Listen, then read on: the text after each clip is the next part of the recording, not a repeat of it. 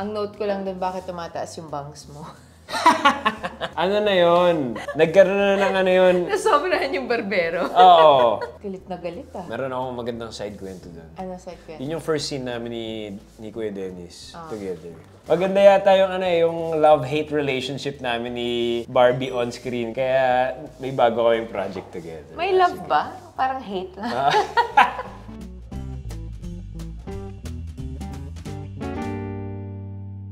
What's up guys and welcome back to the vlog. On today's episode, tayo ay magre-react. Paano? Magre-react tayo sa mga Padre Salvi clips ni Juancho.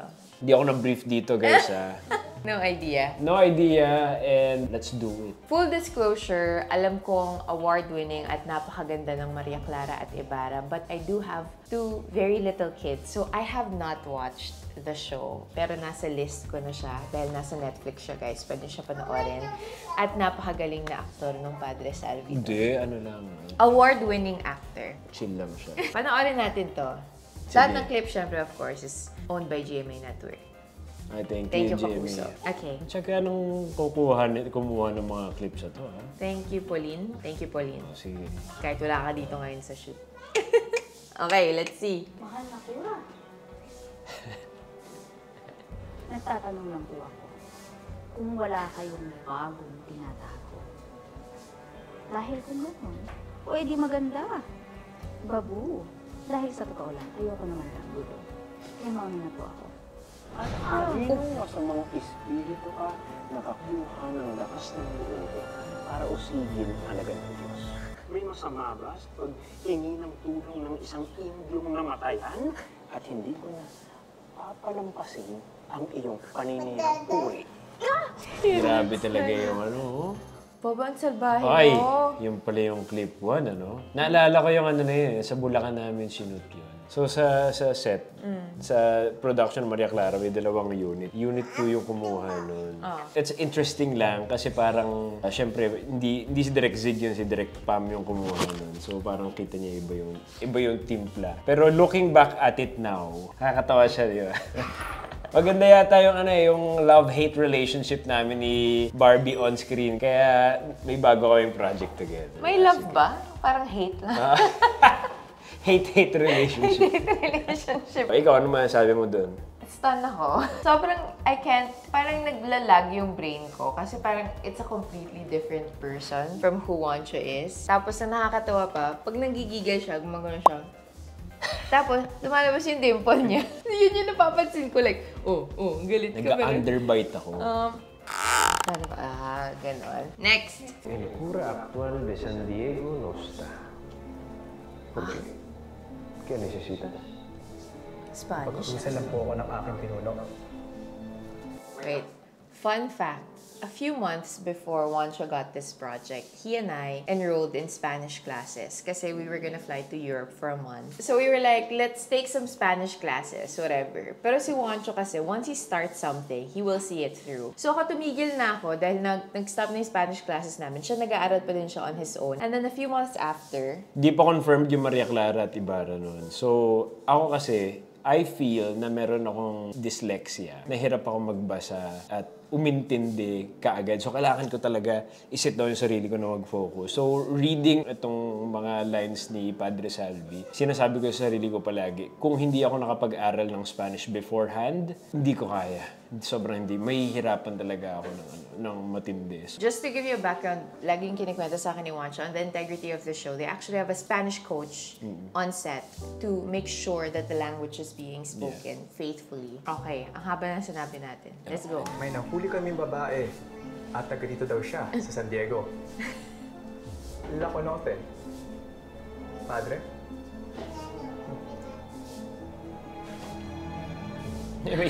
Nakita yung ID ni Clyde. Oo, yung lanyard.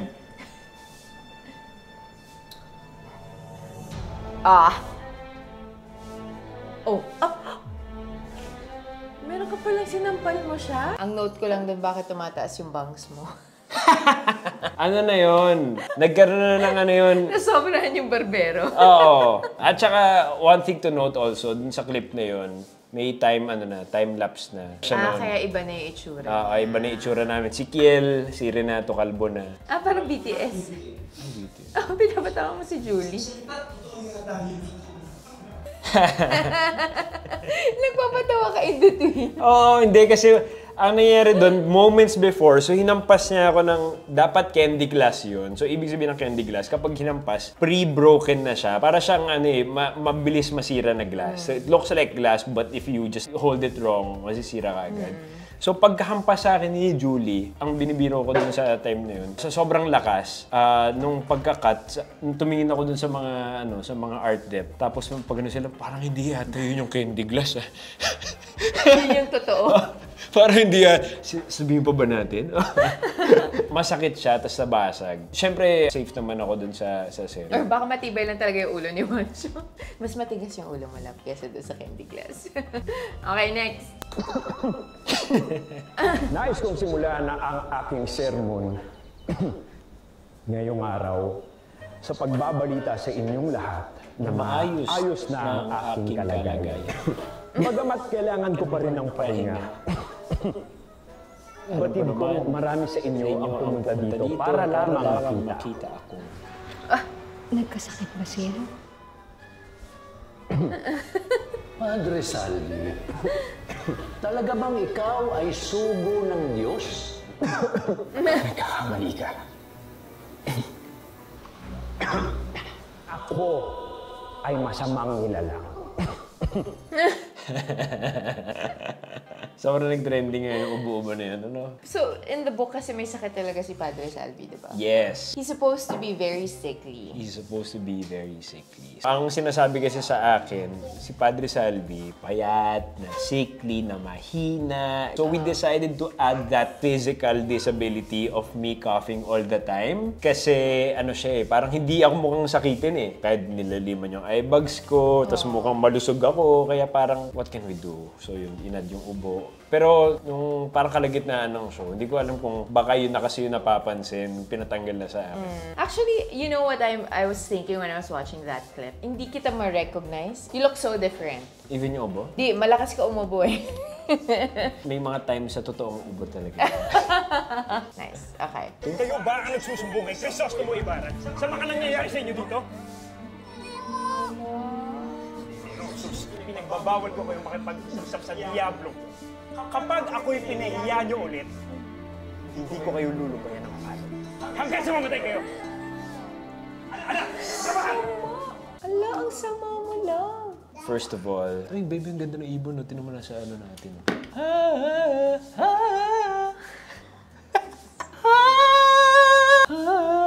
So anyway. So, yung translation pala nung sinabi mo is not sige labas, it's Go to work. mas masama. Apparently, ang pagkakadepict ni Jose Rizal, yung mga bata, ginagawa nilang workers of the church. Si Padre Salvi uses those sacristans to do stuff for him. And yun yung story behind yung relationship nila with Crispin and Basilio. So, a little bit of a side note there. Si Liam was about, say, mga 8. Oo, ay, mga ganun siya. Noong time na yun, kasi early on parang week 3 yun eh. So I just started taping nun. Napahiya si Padre Salvi kasi nalaman ni Crisostomo Ibarra na imbis na nag-aaral yung mga sakristan, nandun na, nasa simbahan. Kinonfront niya ako. So anyway, galit na galit siya kasi parang sinasabi niyo kay Crisostomo Ibarra kung ano yung mga ginagawa natin dito sa simbahan, ganyan, bugbog. Tapos parang galit na galit ako kasi parang na-discover ko din na si Maria Clara at si Ibarra magkasintahan. Nagsiselos ka ng mga panahon mo. Oo, nagsiselos ako ng mga panahon na yan. Tapos parang nung may mga clip doon na hinahampas ko yung pinakamaliit. Umiiyak siya, tapos medyo same size siya ni Liam. Sobrang nasasaktan ako nung nakikita ko pa lang. Naiyak ako nung time na yun eh. Kahit na hindi naman kailangan sa scene, pero naiyak ako. Habang yung little boy natin umaakyat, sabi niya, may palong magaganap.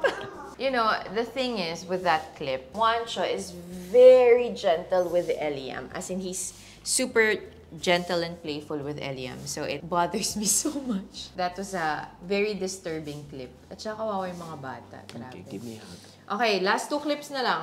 Oh, ito. Ganda to. Ako nga pala si Crisostomo Ibarra. Anak ng Ereje Hereje. at filibustero. Ah. Oh, baby best friend mo. Mawalang galang na po, Padre. Ngunit hindi po masamang tao ang aking ama. Sinasabi mo bang kasinungalingan ang mga nagawa niya? Que la gente que se queja de él es mentirosa? Wala po ako dito, kaya hindi ko alam kung sino ang mga tinutukoy ninyo. Kaya't hindi ko rin batid kung ano ba talagang pagkakasala ang nagawa ng aking ama. Objectively, can I just say na gwapo talaga si Dennis Trillo. Objectively lang naman. Tsaka, ang galing niya mong Crisostomo Ibarra. And ang ganda ng pagkakast sa inyong dalawa kasi mukha ka talagang Kastila. Upang maging ang kanyang libingan at bangkay ay hindi binigyan ng paggalang at sinalaula pa. Kaya't ulitin ko ang aking tinatanong, Padre. Ano ang nagawang kasalanan ng aking ama upang maging ang kanyang karapatan sa pagkakaroon ng disenteng libing ay pinagkait mo pa sa kanya? Oh! Tanggalin mo ang iyong kamay sa aking balikat. Galit na galit ah. Meron akong magandang side kwento doon. Ano side ko yan? Yun yung first scene namin ni Kuya Dennis together. Ever? Ever. Kinonfront ako ni Crisostomo Ibarra. So, yung kwento ko dyan, pawis kami. 2 days namin sinut yun eh. Kasi nagkaroon ng misa sa loob ng church. So, sa Ilocos Norte, sobrang init. As in, matindi yung init nung time na yun. Nakaganon siya sa akin, di ba? Tapos pawis na pawis kami dalawa yung mga suot namin. Yung pawis namin sa isa't isa, nagtatagaktakan. Kaya binibiro ko palagi, kami ni Kuya Dennis, nag-sanpawisan. Nag-share na kayo ng bodily fluids, no? I just want to say, Lava, I mean, I've seen some of the clips, these clips already. And I'm really proud of you. Final one. Uy! Pizza ko na. Ito si Padre Salvi. Oh, di ba? Yung face mask, ginawang ano eh, di ba? Tawang-tawa sila dito. Nakikita ko nga yung mga tao. I saw that clip na already. Oh, you did? Yeah, I did. That was the first time I saw that. So, when Maria Clara at Ibarra came out last year, may mga gumawa na Halloween costume as Padre Salvi. As in, sobrang dami. And then, after nun, may mga... Side kwento, kami din, nagpagawa kami, but Eliam refused. Ayaw niya. He hated it. Ayaw niya. So, hindi nag-ROI. Nagbayad pa naman ako ng malaki para lang pagawa yun. But he hated it. Para i-replicate. Like father, like son. He hated it. So, sa mga taong nag-message sa akin na gawin namin yun, I already thought about that. So, nagpagawa na ako. But Eliam didn't want to put it on. So, it's just sitting in the closet somewhere. Iconic. Huwag mo akong pagbibit Diba? sa Speaking mga of... bagay na hindi totoo. Nagsasalita pa, ano? Huwag ka na mag-deny, Father. Alam ko namang isa kang child abuser. Killer. Pati pusa, no? Pati Dress up pusa. nila. Well, I guess that rounds up our... Ma-acting din yung pusa, no? He also has the killer eyes. You see? He got the killer eyes. There. That's the killer eyes. So, those are the Padre Salvi Ito. clips that we... ano yan? Killed eyes Ay, yan, killed baby. eyes na ba yan? So, yun yung mga Padre Salvi clips natin. Ano masasabi ko doon? I think you're a really good actor. Kasi hindi ko ma-recognize yung asawa ko as I'm watching those clips. Una-una sa lahat. Pangalawa, sobrang credit to the entire production and team of Maria Clara at Ibarra GMA Network for creating such an incredible show. Great script writing, great character development on the actors. Ang galing ng mga artista. At ang ganda ng mga costumes nyo and production design. It's the perfect whirlwind of creativity that I've seen in the longest time. So, congrats, love. I'm very proud of you. Thank you, mga kapuso. Mga kapanot. Thank you, mga kapanot. Sana maulit muli ang mga magagandang mga proyekto na katulad ng Maria Clara, diba? Uy, may bago siyang show.